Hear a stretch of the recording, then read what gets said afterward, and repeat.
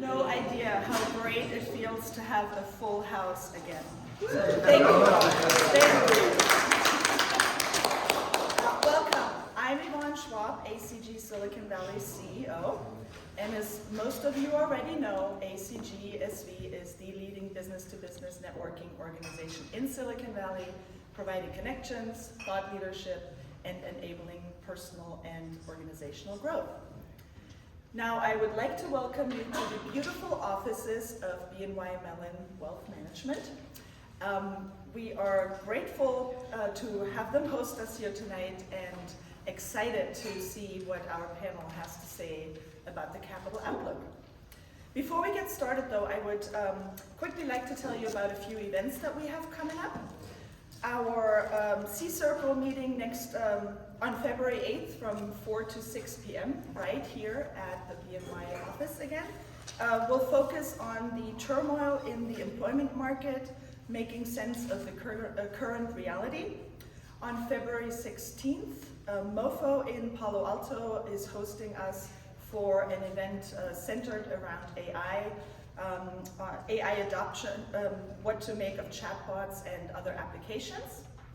And then we are also continuing our M&A Circle sessions on February 22nd from 4 to 6 p.m. at the offices of Reed Smith in Palo Alto.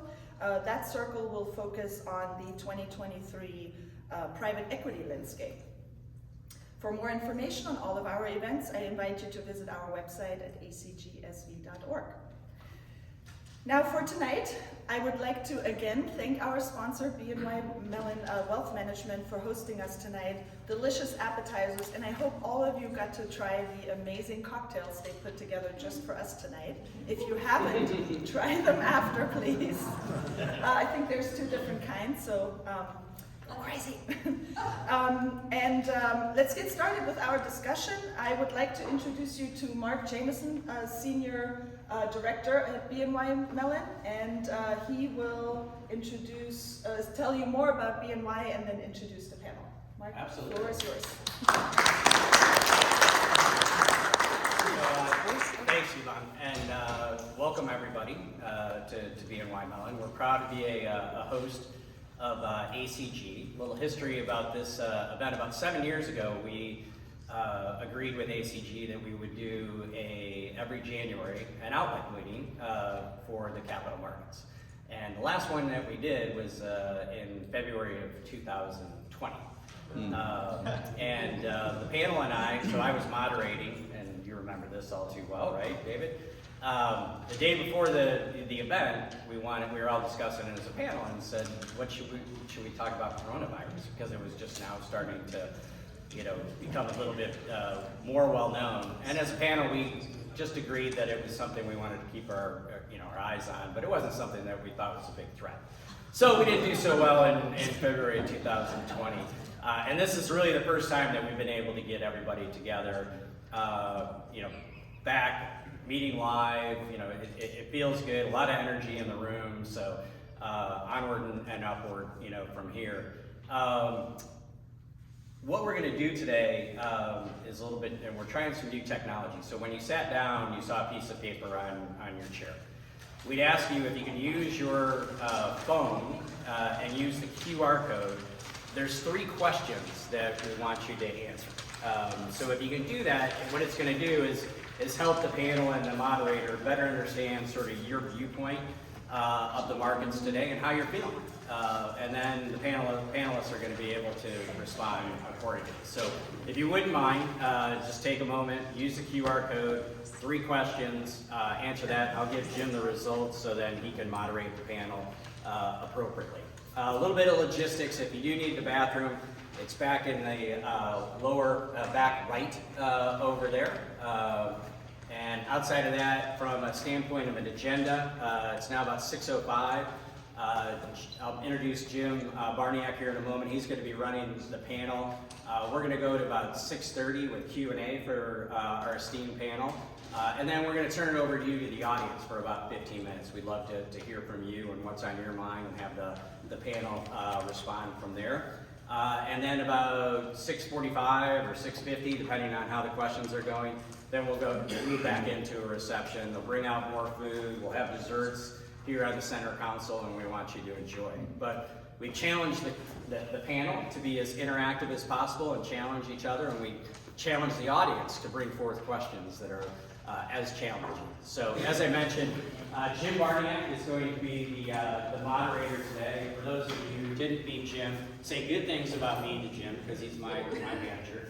But Jim is he's the president for the West region, which means he has Newport Beach, LA, 2 offices, one here in Menlo Park and in San Francisco and California. And then he manages Seattle and Las Vegas.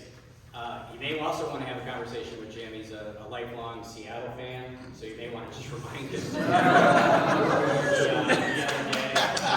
Jim has spent his career half in the U.S., half in international. He's always been really focused on entrepreneurs and M&A, and he actually volunteered to do this moderator gig, which means I didn't have to do it, so I think very highly of Jim, and I think we're going to enjoy him in the panel tonight. So Jim, without further ado, I'll turn it over to you. Thanks, Mark. Go Niners. So, 2 facts. One is, I like how he said that I volunteered.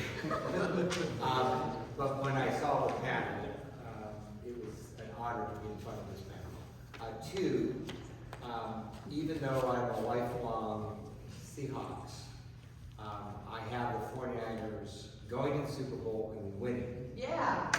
And winning this weekend by more than 2 touchdowns. So just putting it out. So Love it. that's it.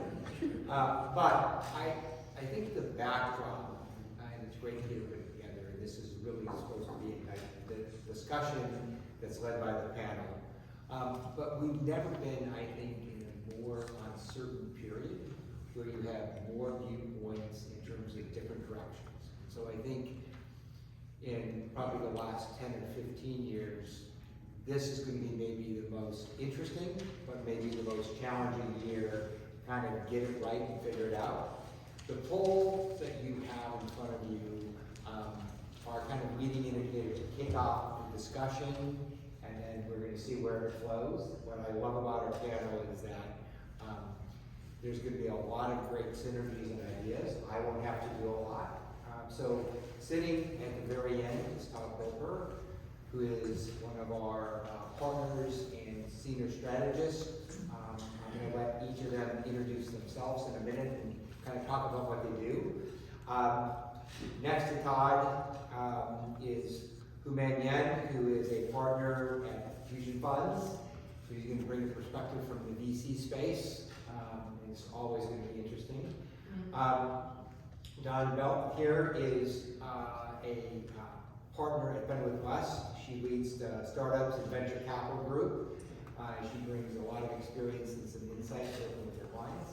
And then to round out Mahir, who is from Cantor Fitzgerald, otherwise known as Cantor, and he is an investment banker and leads their technology investment practice. So maybe we'll start with you here and kind of kick off and talk a little bit about what you're doing, some of the key things that you're seeing, and then we'll go to Don and down and get with the questions when we get the poll back. Sure. So, good evening, everyone. I'm Mihir Jabali. I'm with Cantor Fitzgerald. I lead our software investment banking practice in California on the West Coast. But I'm physically based here, but our practice is global. We work with companies on public offerings, M&A, as well as large private placements across the globe. So what we're seeing is that this market, I think you're seeing markets have pulled back in this environment, public markets have pulled back, but innovation really hasn't stopped. I think you're seeing some of the best companies actually get started in difficult times.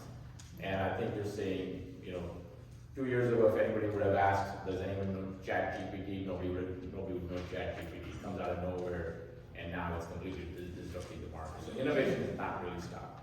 But I think what you're seeing is in the public market, there's a lot of doom and gloom, but I think underneath it I think you're going to see over the next 3 years a number of really great companies coming out and being created in this market. I'm Don Belt. I'm a partner at Fenwick & West, the Silicon Valley office here. We are a law firm, about 450 to 500 lawyers, really focused entirely on tech and life sciences, about 85% tech, 50% life sciences. My practice, I lead the startup group, and my practice is everything from formation of brand new companies, seed financing, venture-backed institutional rounds, a little bit of M&A along the way. I've taken a handful of companies public and worked with a few public reporting companies. So really full life cycle on the tech side. In terms of just opening remarks here, I think there is a time of uncertainty right now, but I agree with the innovation on the early stages in particular. We're still seeing a lot of activity. Obviously, capital markets, our capital markets practice has slowed significantly. And our overall corporate practice has come down a little bit from the crazy heights of 2021. Honestly, it's a bit of a relief to get some of a breather of it, 2021 and the first half of 2022. But I think we're all looking forward to seeing more innovation, more deals being done, particularly in the second half of 23. But even now, in the early stages, still seeing quite a bit of activity, valuations holding, companies getting funded, but probably with a little bit more discipline on the pieces that only can talk about. I'm Owen Ewan. I'm partner at Fusion Fund, located here in Palo Alto. We focus on deep tech and healthcare early stage companies, mostly at pre-seed and seed. We invest all through US and Canada, and so we're focusing mostly on industrial AI, enterprise AI, as well as healthcare. Just to kind of echo what they've said, innovation doesn't stop, and we're definitely still seeing activity at early stage.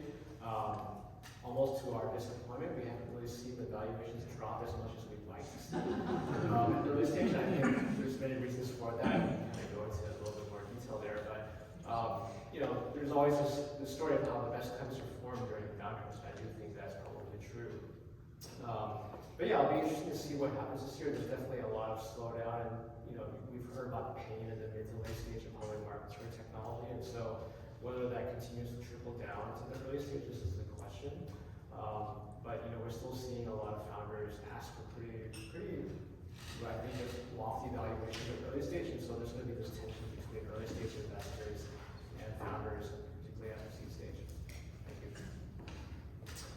Hello everybody, my name is Todd Goldberg. I have the fortune to sit on BNY Mellon's Alternative Investment Strategy Committee, which manages about $64 billion of our clients' assets. So I get to spend my time evaluating the macro landscape when it comes to things like long and short hedge funds, absolute return, global macro strategies, managed futures, private equity, and you name it, so the full gamut. I also have the opportunity to work with a select number of families on the West Coast when it comes to their portfolio construction, managing their balance sheet on both sides, and so forth. So I think when it comes to 2023, I think we think about, I'm going to talk a little bit more from my perspective, which is more of the macro landscape. We think of this as a paradigm shift when it comes to the last 12 years and what we're going to see going forward. Certainly with interest rates rising, 2022 was the year of inflation to the extent that we haven't seen in 4 years. And the question is, what does that mean for 2023? And I think at this point, the key question that we have on our minds is what happens from a corporate earnings perspective. And I think that's ultimately where we're going to see the biggest impact on a go-forward basis. Now, with inflation, we continue to see tight labor markets. We just saw an unemployment number today that it was improved, and still very, very tight despite the idiosyncratic layoffs that we're starting to see across tech. Now, all of these things have ramifications, which I think we'll dive deeper on today. But if I could leave you with 2 words today, it would be, it's a paradigm shift. It's a different environment. The next 3 to 5 years will be very different when it comes to the cost of capital, and also the global landscape, Geopolitics have driven a wedge in supply chains, which is causing companies to diversify supply chains. Labor markets are changing and adjusting and so forth. There's a lot of macro movements that I think probably need to be evaluated and discussed. And then secular trends, We continue to talk about what are the ramifications of continuing to address things like climate change and sustainability investing. What does that mean for commodity market? What does that mean for material businesses and mining, We talk about industrial AI, food production, and so forth. There's a lot of things, that are happening in the global macro landscape. And I think investors need to be aware that the last 12 years may not be what we see over the next 3 to 5 at least. So I'll turn it back to the panel. All right, so we have the results of all your votes. And the first question was, where will the M&A deal volume finish in 2023? When I first looked at the numbers, I thought, oh my God, it looks like it's a three-way tie. But I think that's indicative, right, of just how uncertain things are. You know, literally a third said we're going to see volumes above, flat, and down. Right? So maybe a little more in depth. Here we'll start with you in terms of where do you see kind of the volumes, the deal flows, and what's changing, and what will be some of the drivers to our M&A deal for this year? Yeah, so I think in 2022, the M&A market dropped compared to 2021 in terms of number of deals as well as dollar volume globally. And I think part of it is a function of the public markets. You've seen sort of the public markets have had a lot of volatility, and when you see this amount of volatility, you have boards that get nervous about making sort of big acquisitions and deploying and being able to raise cash. Having said that, I think you're going to see, I think the M&A market will be slightly down this year compared to even 2022. But you'll start seeing some type of pickup in the second half of the year, more towards late Q3, early Q4. I think you got to get some stability in the public markets and it starts having an impact on the M&A market. And as companies see their stock prices kind of rise, you're going to see them a sort of better confidence in being able to do deals. So there's one aspect of companies that want to be they'll start making sort of aggressive moves later in the year. The other part is you're also seeing in this environment there are companies which have balance sheets and are going to make those moves. You're going to see you're going to see companies where they look at a company like Figma, for example, which potentially could go public, but they get a massive liquidity event with someone like an Adobe. They're going to do something like that, where the IPO markets have been very shaky in this environment. Last year, in 2022, was the lowest number of IPOs we've had in over 15 years, right? So is the IPO market going to come back? Yeah, I think once you start seeing inflation start coming down, interest rates stabilize, you'll start seeing the IPO market pick up. The good news is, I'll tell you, there are a lot of good companies which are waiting in the wings, which have the metrics where if they wanted to go public, they could go public. I mean, we are conducting a series of events every month where we have a bunch of really interesting companies presenting. I can tell you, there are lots of companies doing north of 100 million in ARR, growing at 50+%. They have the metrics to go public. So I think, to come back sort of full circle, I think you're going to see pick up in M&A activity later in the year, but I think at least for the first half of the year, it's probably going to year-over-year it'll be slightly down. So Don, you're a little earlier in the food chain with that, but how is a slowdown in M&A impacting what you're seeing with portfolio companies kind of moving from deal to one? Yeah, it doesn't have too much impact on the very early stage, right? Hopefully, the companies, although everybody dreams of a big exit, you shouldn't be planning for that from day one. You don't build companies if all you're thinking about exiting is exiting them, right? So I'm not sure that has that much immediate impact. I mean, maybe I'll just add a few comments to what Mahir said about what I'm seeing on the M&A, right? Although it's not where I'm not a deal jockey jumping from deal to deal, it's certainly happening with my clients and across my firm.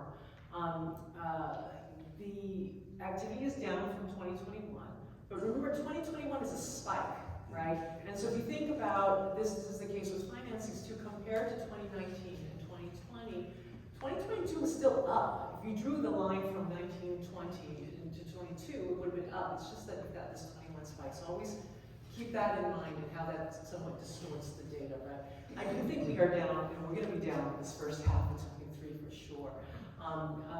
But we're seeing clients, serial acquirers, say they're ready to do deals, just waiting for valuations to drop, waiting for the opportunities to die. Some companies kind of need to get bought and need to get sold, so those deals will be done too. I think we recently closed one. I think someone colorfully described as put together with duct tape and bubble gum, but we'll see some of those too. I think the other trend though that we might see some counterbalancing to big companies wanting to buy companies, but we're in a different regulatory regime right now. I think the signals that we're getting from the FTC and DOJ are we're going to look at these really hard, particularly in the tech space, and deals might have a harder time getting done, right? So Figma was announced, but it's in the regulatory review, and you know we're all hoping that that will get the green light, but who knows, right? I think that that's another dynamic that's new in 23, not completely new, it was already ramping up, but it's pronouncement after pronouncement coming out of the FTC telling us that they're working really hard. So that's going to be a whole new interesting piece of the puzzle.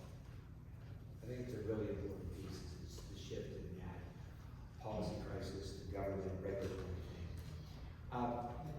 In a downturn, right, as if we're following the predictions, there's going to be a slower first half, maybe a full year pickup. Is that beneficial to your space in terms of that pre-seed, early stage startup? Do you see more talent willing to start their own companies? What are you seeing, and how does that affect what you're looking at?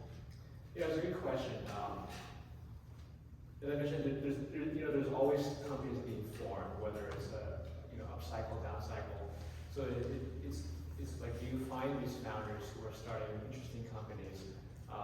Now the big question I think for us was, and it still is like, okay, they're asking for certain valuation, and if you think about it, many people and founders have not seen a market where it hasn't been up and to the right since 2010, right? So there's been like almost a decade worth of time when people have not seen what happens when things are not super happy and super happy-go-lucky.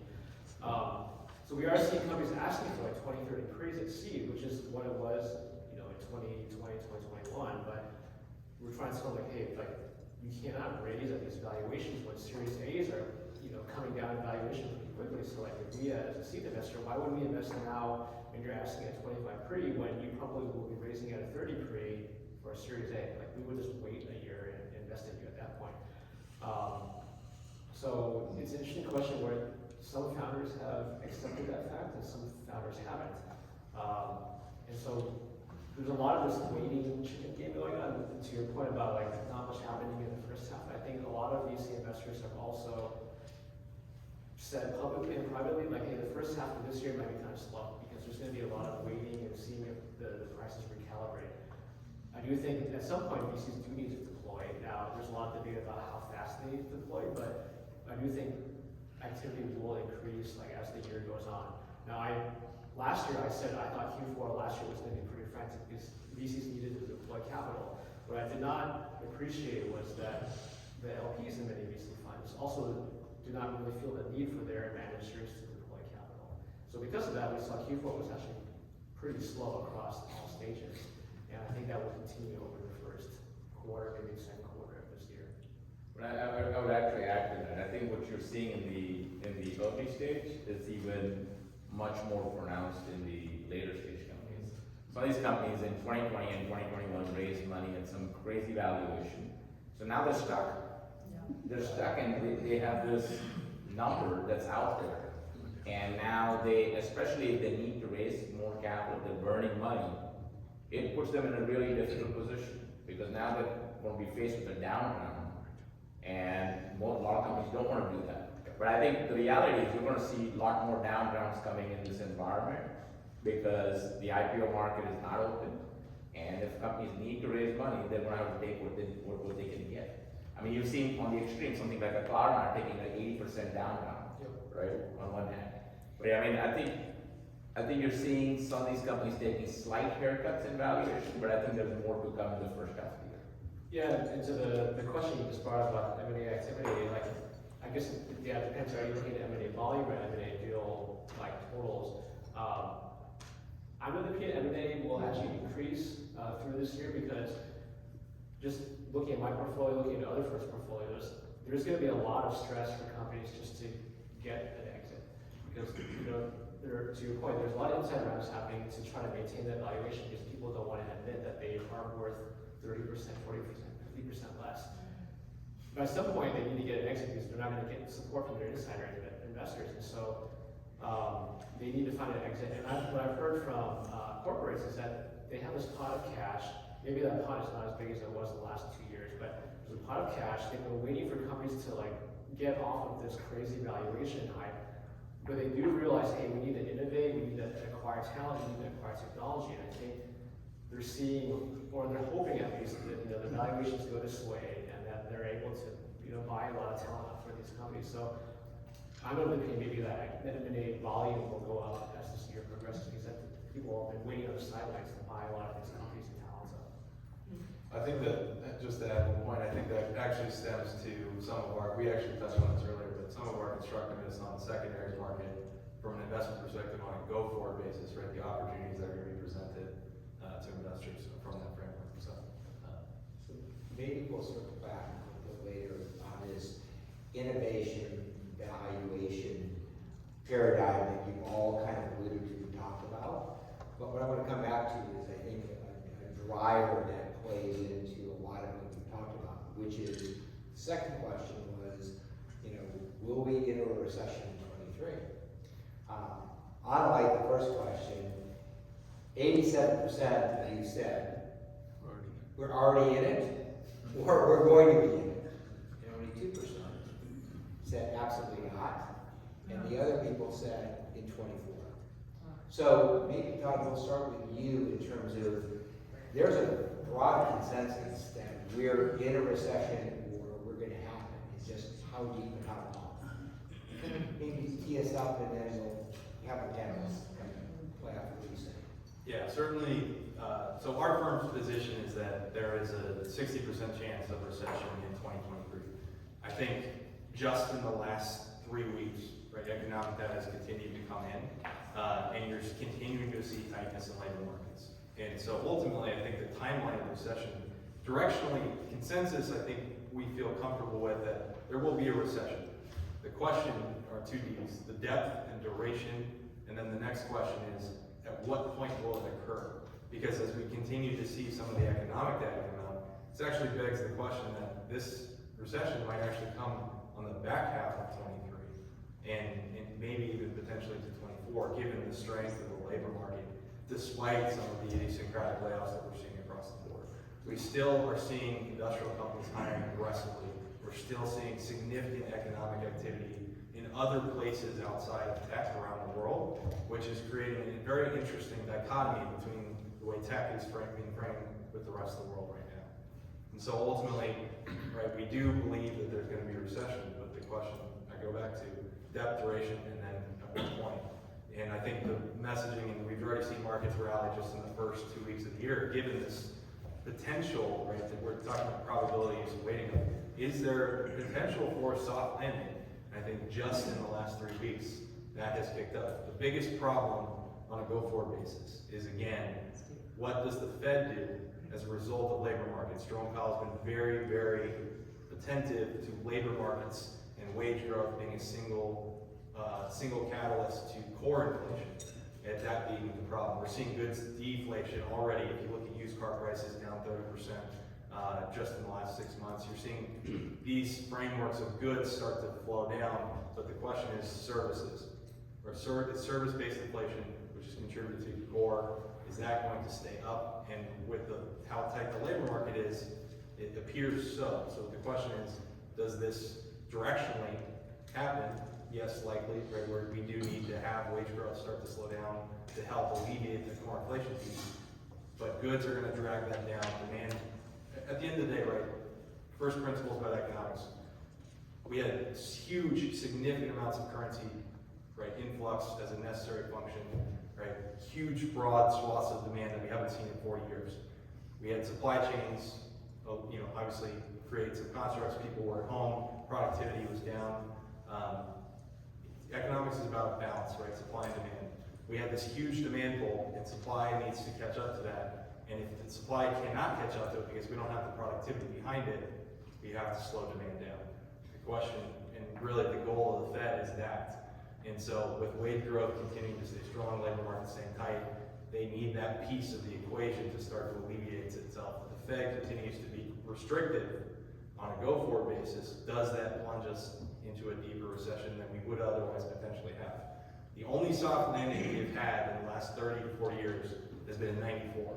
And the difference with Greenspan at that point was that he focused on productivity numbers, which were moving upwards, so they could aggressively, it took them 4 months to start to reduce rates. We're still rising rates into a deflationary goods piece. So the question is, how long can services hold up the economy? And right now, it's starting to seem that it might actually hold up a little bit longer than intended in this recession that could occur, and most likely will occur, may come in the back half of 23 and into 24, which is a little later than I think everybody is assuming on the time, just for perspective.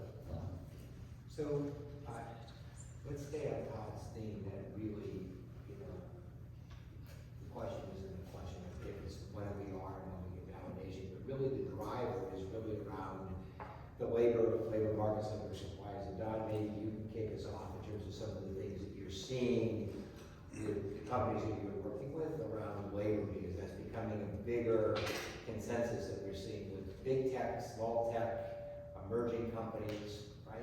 Yeah, there's definitely trends I'm seeing, although I want to be careful about that because it is a very narrow view on tech, as you said, which is not necessarily reflective of the rest of the economy. But in the tech sector, which probably affects most of the people in this room, given where we are, we went from a couple of years of extreme hiring, very, very competitive compensation, to one where, and that was being funded by all of these deals and all of the investment money. Really huge paradigm shift, using the term Todd mentioned earlier. Starting, I would say, you know, Q3 of last year to really tighten belts, even for companies who weren't necessarily running out of money. Certainly some of them were, but many of them had raised a lot and didn't necessarily need to start tightening on the workforce piece, but saw some choppy waters ahead and preemptively were trying to plan for that. That meant not backfilling open spaces, open headcount, not opening new positions, and so and certainly now what we're seeing is lots of risks, right? I mean, that's certainly hitting my client base pretty hard.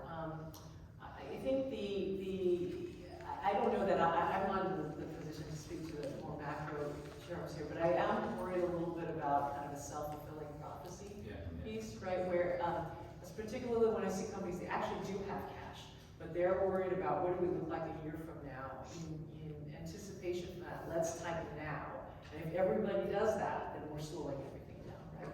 And then we kind of cause the problem by trying to plan ahead. You never want to tell people not to plan, so I'm not sure how you strike exactly that balance, but it's definitely been an interesting dynamic that's on my mind. And something that I'm not sure folks are talking about too much in the boardroom quite yet.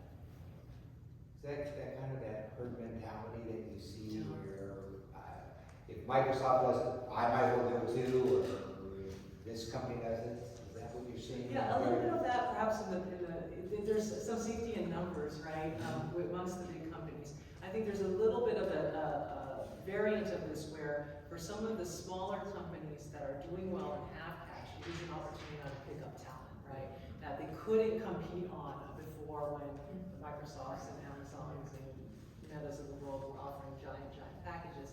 Now there's still, you know, good, productive folks, just aren't working on the programs that those companies want to invest in as much anymore. It's a great opportunity for startups to pick up talent they couldn't get 2 years ago. So, for you, the question is, you know, when is the best time as a founder to start a company? And does this bode?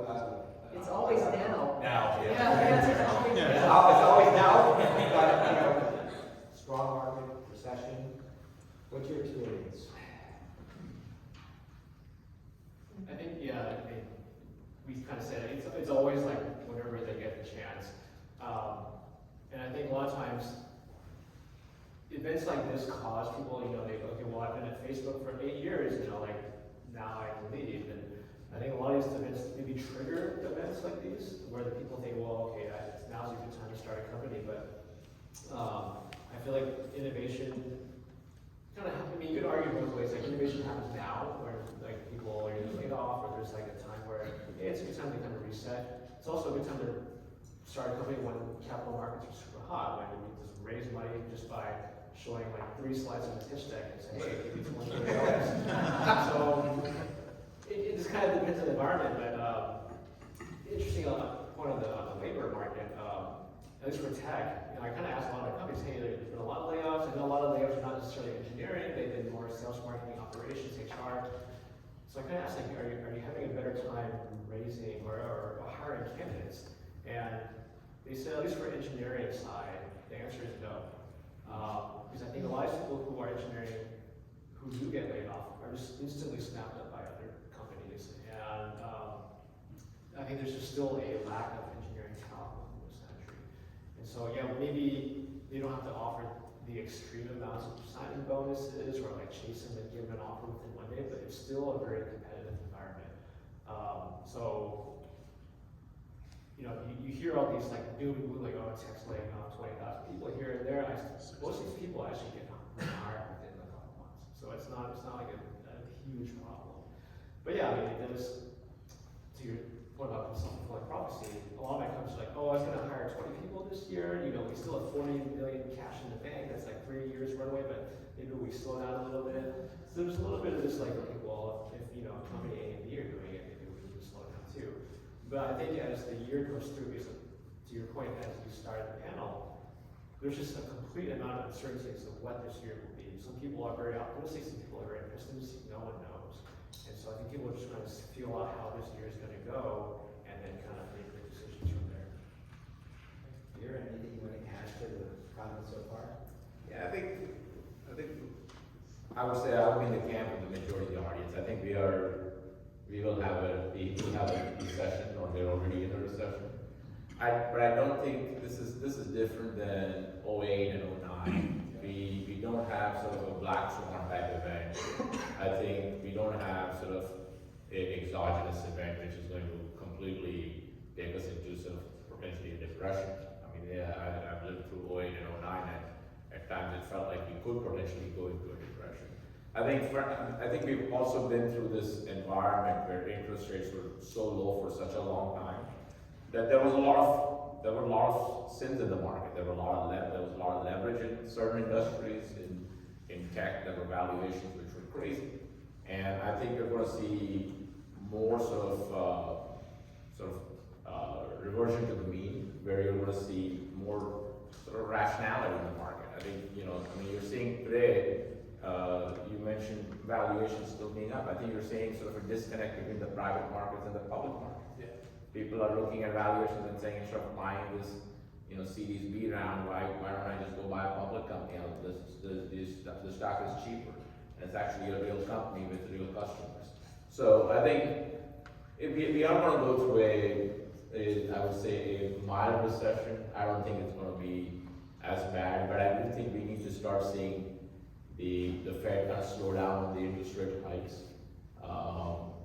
But I think the overall, if we're having this conversation 12 months from now, it's probably not going to be as bad. Yeah, to your point, I think we've all made this point. Like, if you look at the numbers that happened between 2020 and 2022, I mean, those numbers were just historically crazy. Yeah. And so if you went back to even just 2019 numbers, which are still pretty healthy, but it feels so bad compared to the last 3 years that it just feels like we're in a recession, at least for tech, right? If we get back to normal, which is probably healthier for the ecosystem, but it's like, it's kind of, taking your medicine that you really need to take, but you don't want to. And it brings up a good point. I mean, if you just use the S&P 500 as a barometer, right? Prior to COVID, the peak was 3230. Valuations were 17 times. We're pretty healthy. And where are we today? 3,900. Yes, we are higher. Valuations are a little bit higher.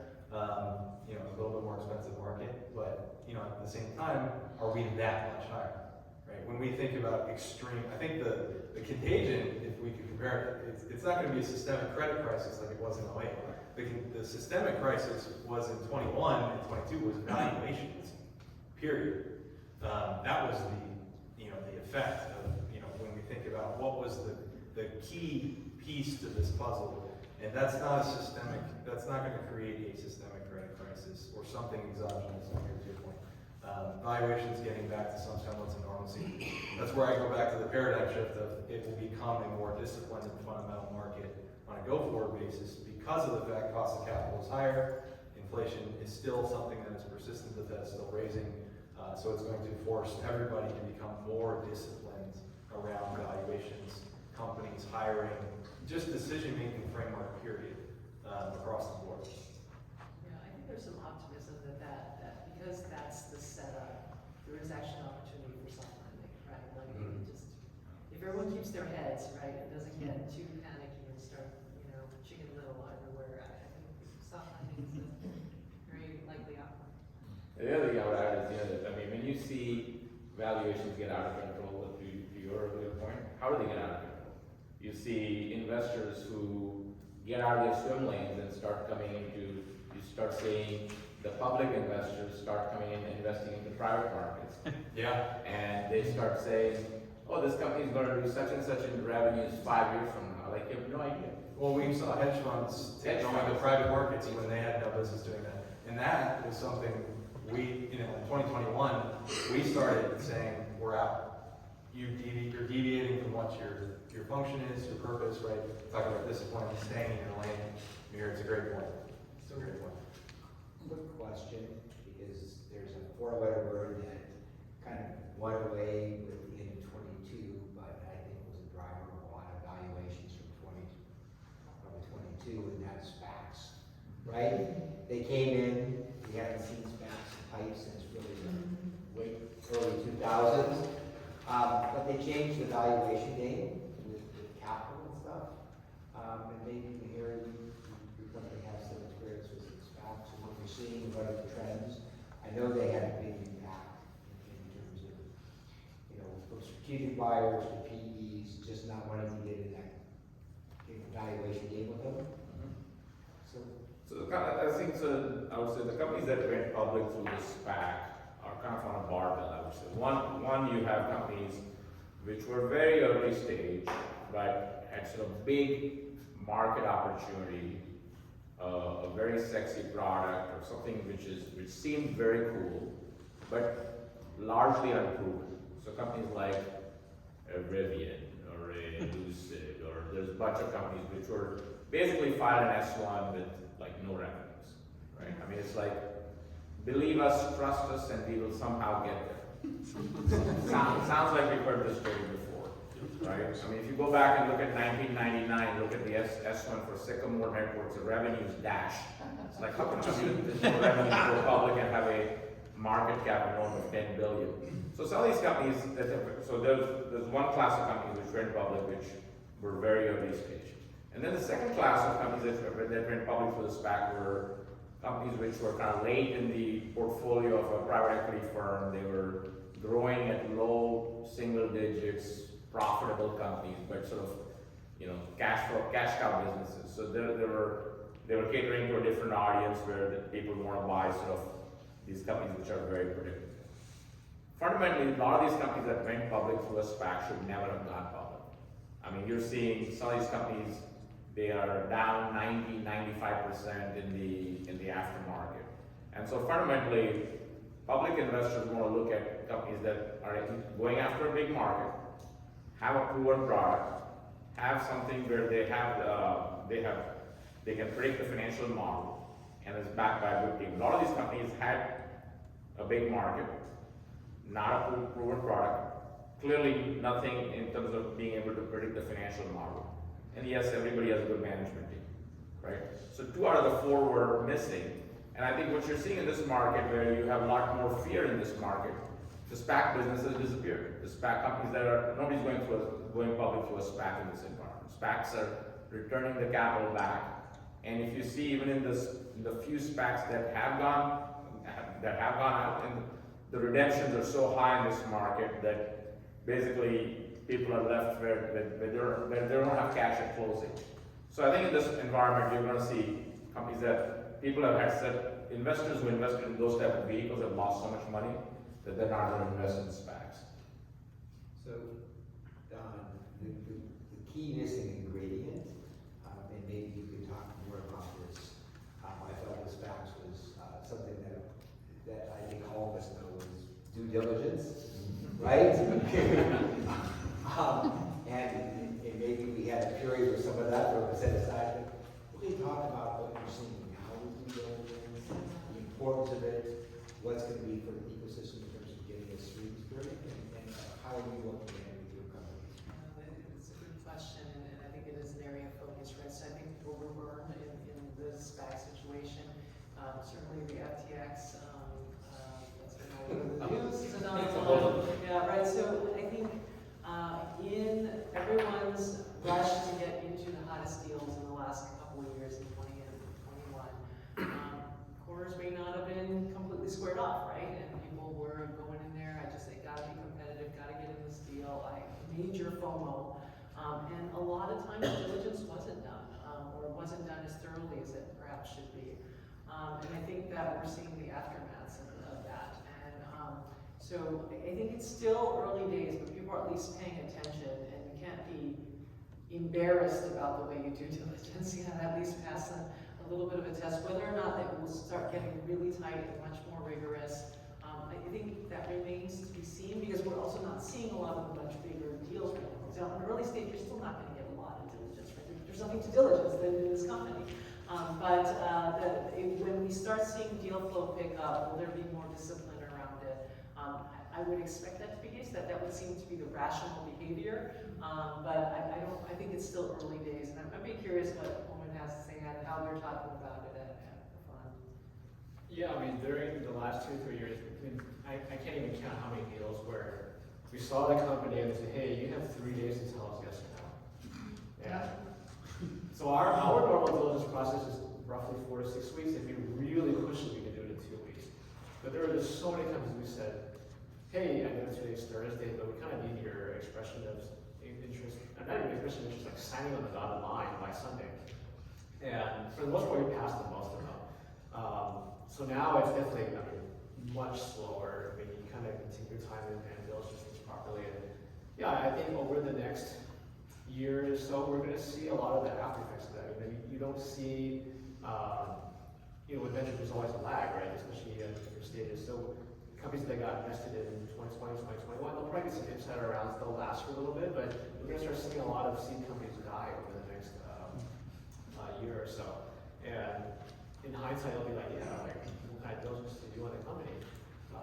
So I think diligence is a big key. And, to the FTX thing, in talking to LPs of different VC funds, the reason why the FTX memo that Sequoia put out was received so badly by LPs, it wasn't because a company failed. Like, LPs expect venture companies to fail. It was the way they responded, saying, hey, yeah, it's a good deal, we had to move fast, and by the way, we returned so much money to you, so kind of be quiet.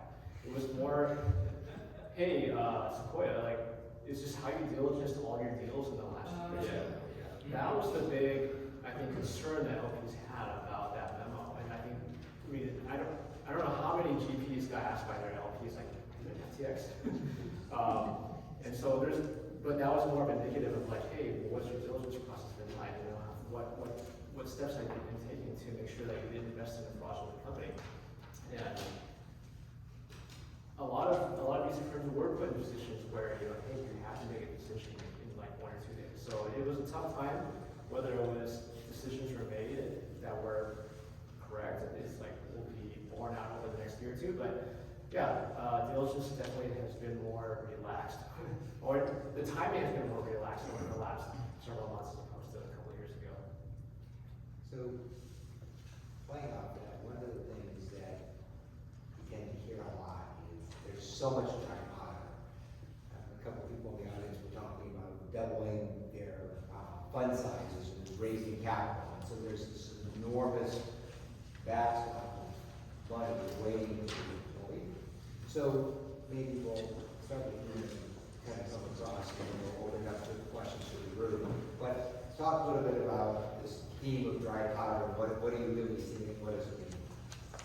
Yeah, there's definitely a narrative that, especially amongst founders, like, hey, things will be okay. There's like $280 million dry powder out there. You've got to deploy at some point. It is true.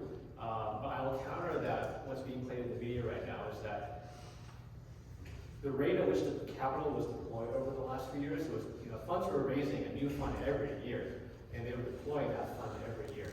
So if you look at what's happening now, and let's say you go back to the historical averages of deploying a fund over, let's say, 2 to 4 years, that amount of dollars per year that comes out is way lower than it was the last 2 to 3 years. So to the ecosystem, it'll seem like, oh my gosh, like you were deploying $20–30 billion per year is now maybe like 5 to 10 billion.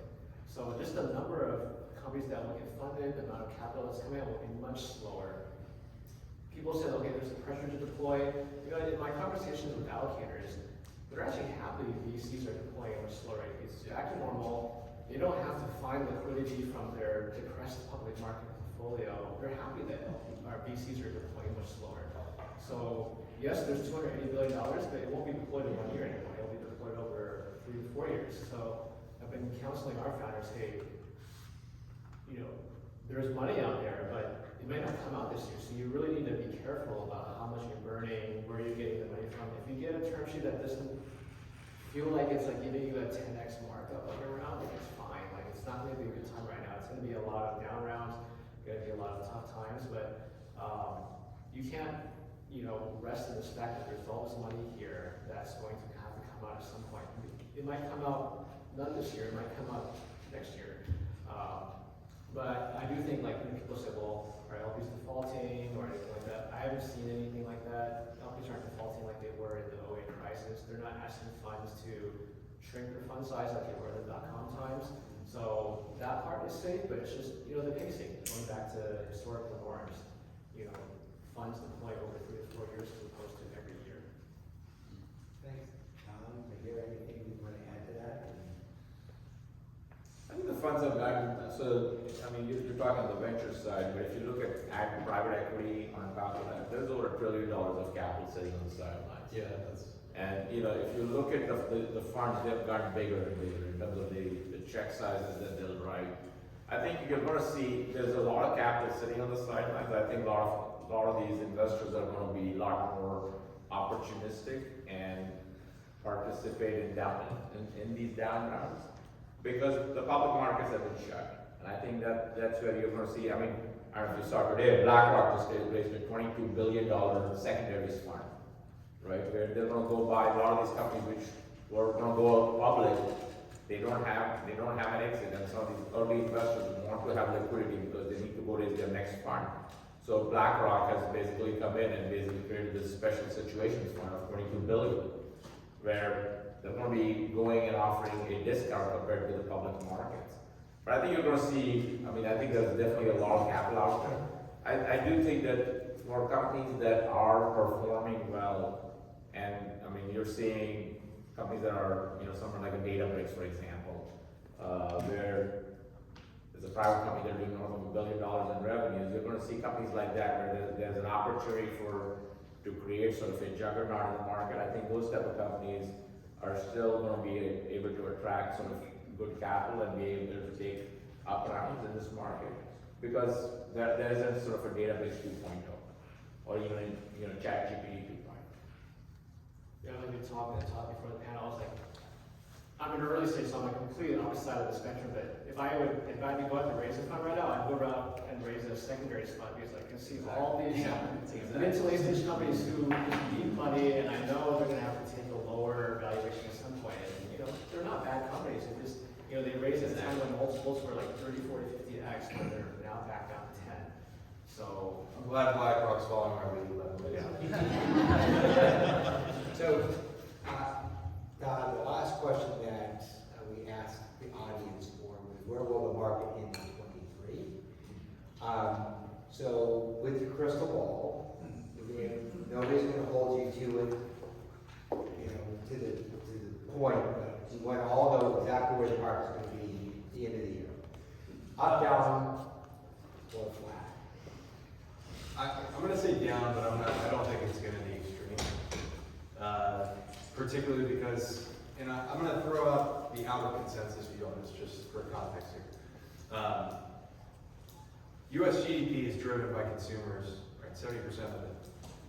if we have tight labor markets, and I want to take this into context, we had 2.6 million less workers from the start of 2020 that we have now. We have the tightest labor markets we've seen in decades. We have labor force participation rates that are the lowest that we've seen in decades.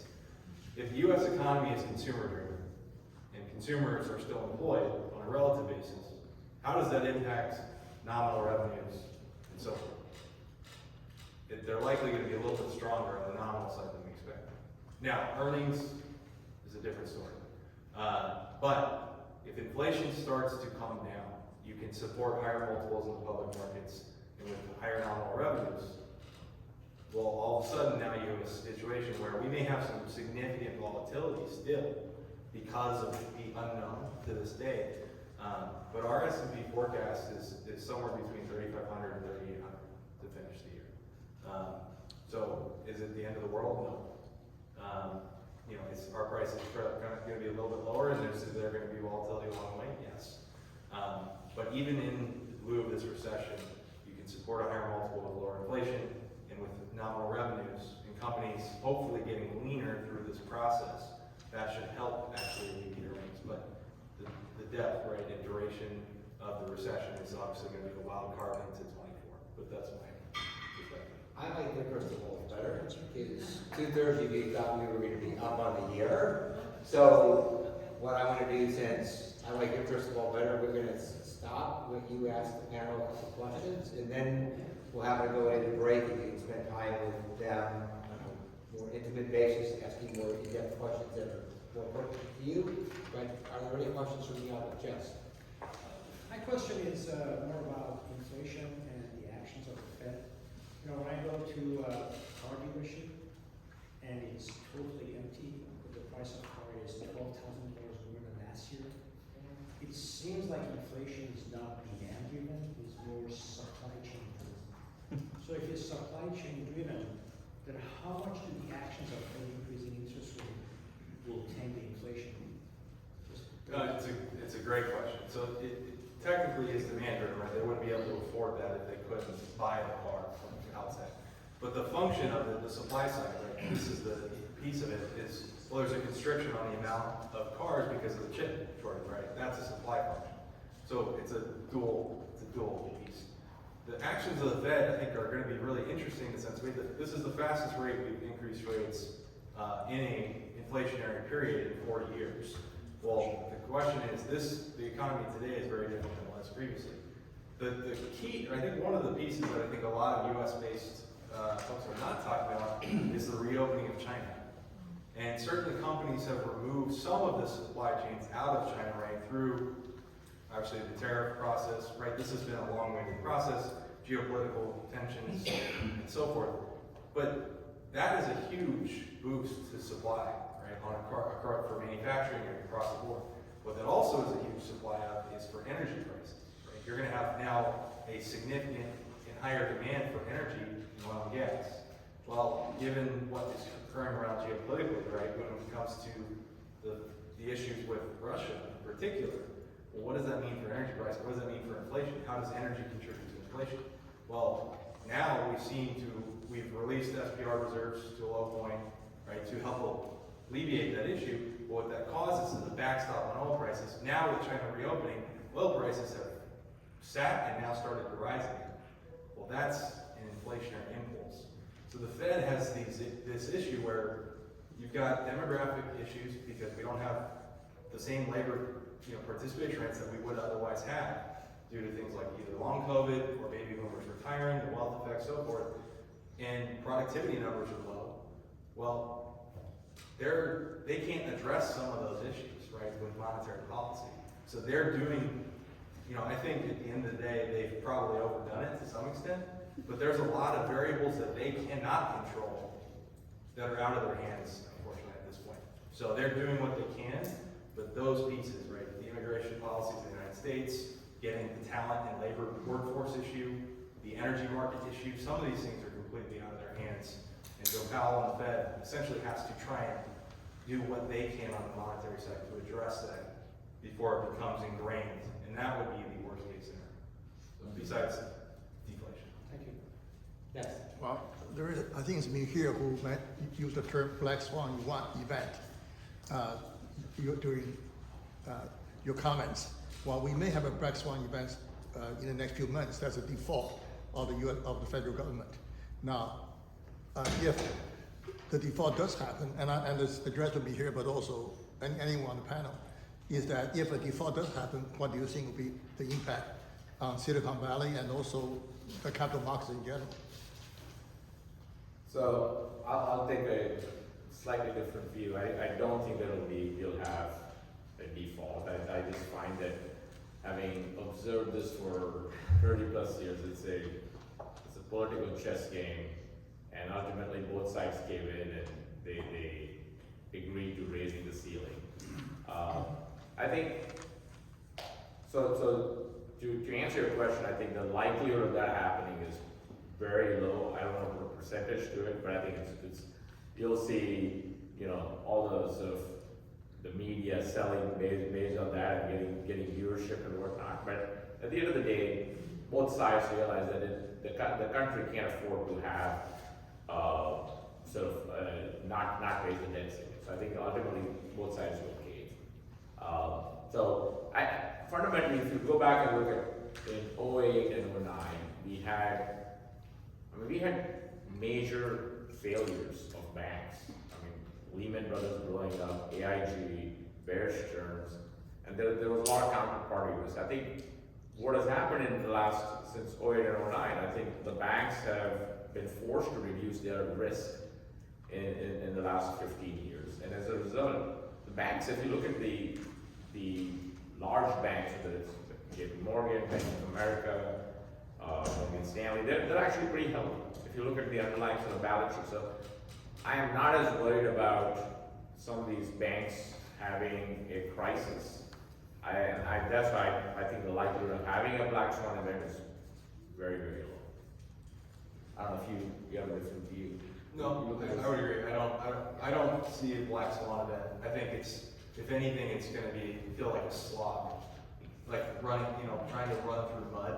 That's what, in my view, it's going to feel like. But no, I don't see a black swan event.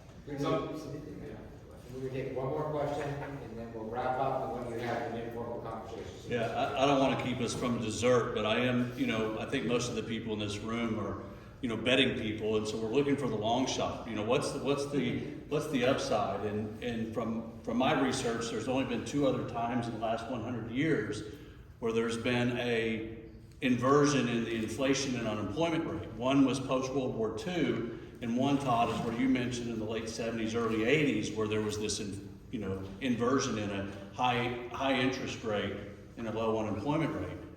And that's where we find ourselves today. But both times after those 2 periods of times was a great economic boom.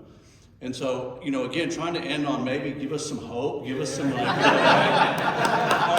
are we in a place to where we've got something out there that this is it, man, this is going to take us to the next level? I think, secular trends, yes, absolutely. There are places that you have real potential to drive a lot of value.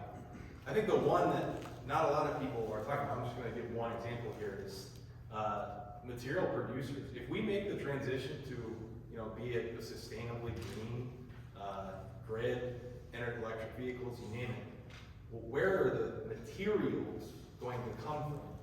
The amount of materials that we can produce today cannot meet the amount of demand that's going to come from it.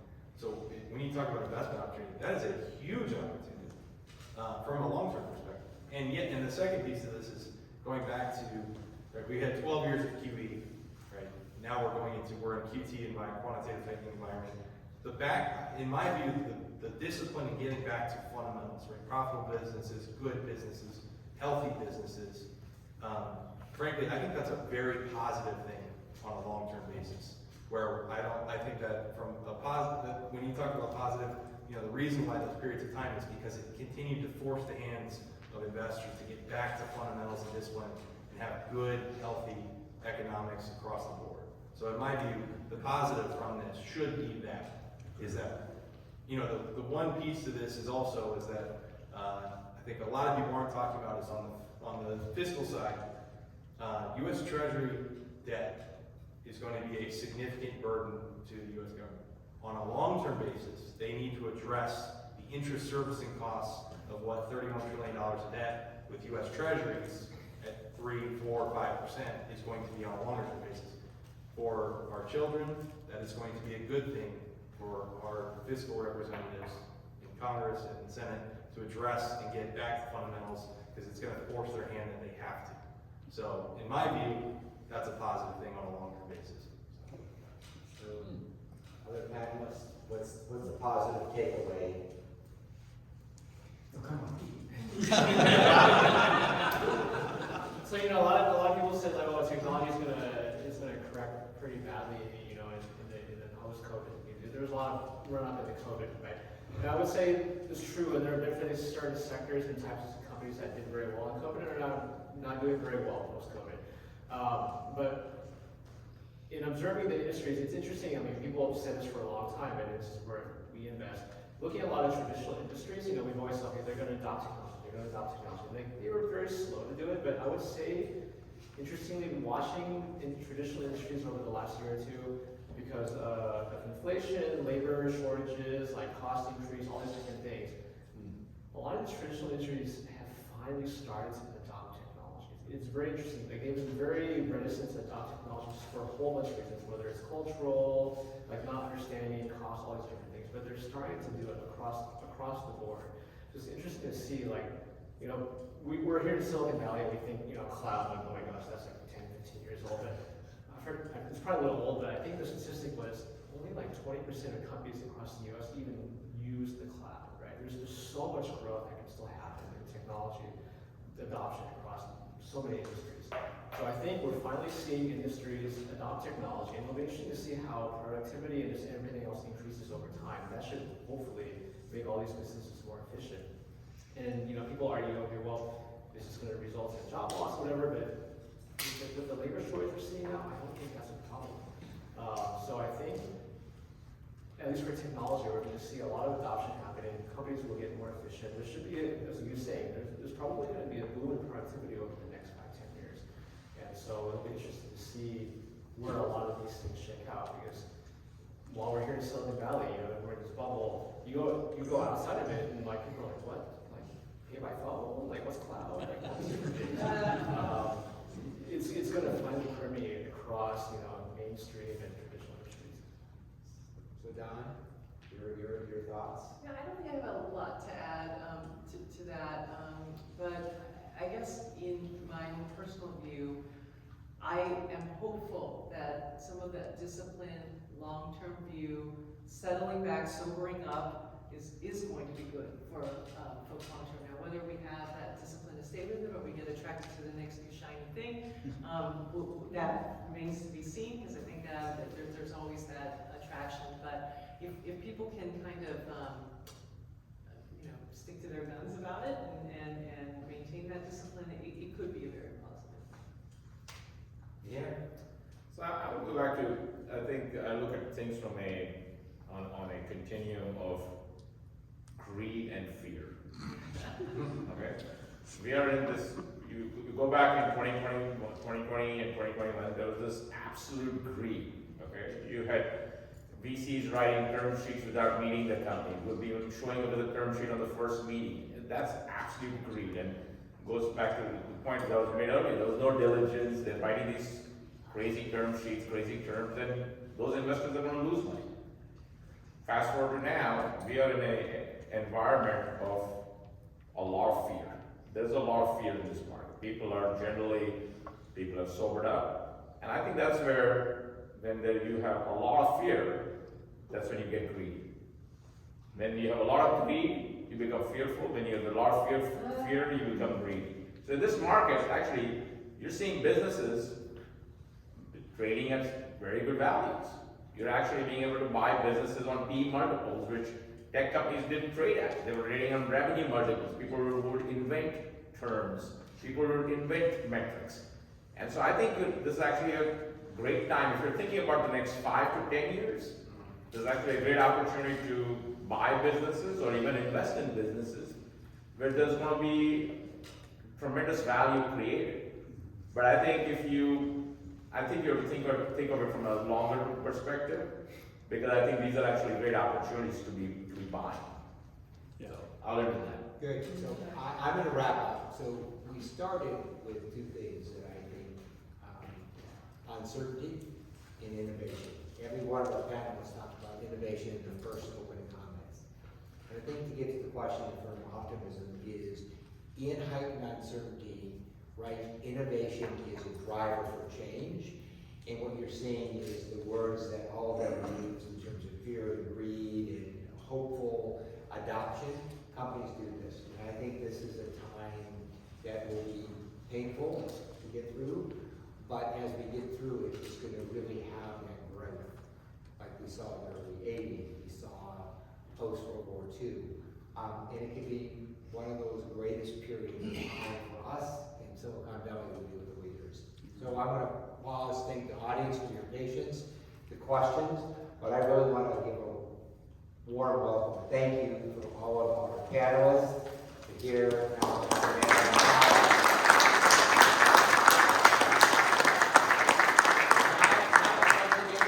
Dessert, it's more cocktails. Now they can finally have their second or third cocktail. I was saying this is probably the first panel we've actually gotten through without actually mentioning crypto, Web3, or NFTs.